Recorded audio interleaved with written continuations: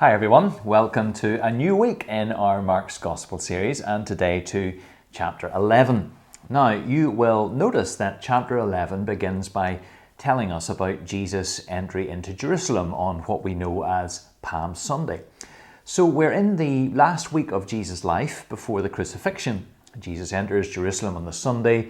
The Last Supper happens on the Thursday night. Jesus is crucified on the Friday, and then rises, of course, the following Sunday morning. Mark only has 16 chapters in his Gospel, and that means that 6 of those 16 chapters concentrate on only 1 week of Jesus' life.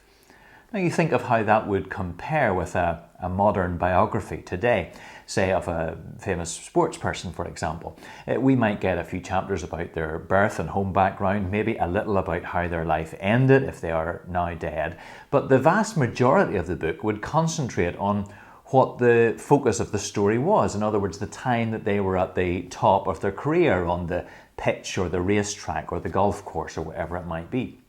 Now, the fact that Mark spends so much of his gospel telling us about the events leading up to and of the crucifixion and resurrection, well, that underlines for us what we've already seen, that the very focus of Jesus' work is his death and resurrection. He came that he may lay down his life, give his life as a ransom for many.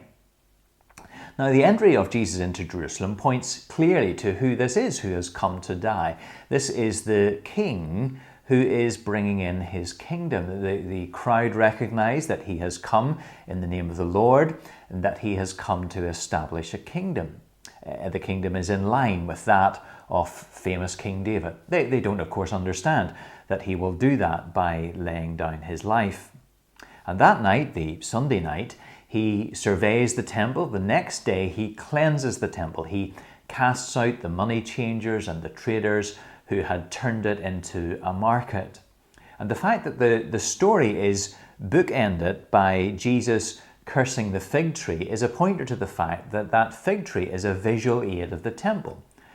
So the temple advertised that it was a house of prayer, a place where people could meet God. But actually, like the fig tree, it didn't deliver what it promised. And its days were numbered. Sure enough, in AD 70, the temple would be destroyed, and as we know, it would never be rebuilt. As Mark tells us this story, he emphasizes that Jesus says that God's house would be a house of prayer for all nations. The traders seem to have been located in what was called the court of the Gentiles, which was designed for God-fearers from other lands to come and worship the true and living God.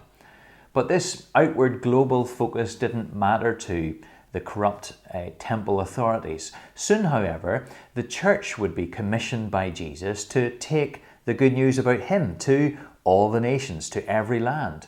All nations are very much in Jesus' sights. Verse 18 tells us that the religious authorities are set on killing Jesus, but they can't find a way to do it easily. They look to trap him in verses 27 to 33, but Jesus stumps them easily by asking them a question about John the Baptist, which they simply can't afford to answer.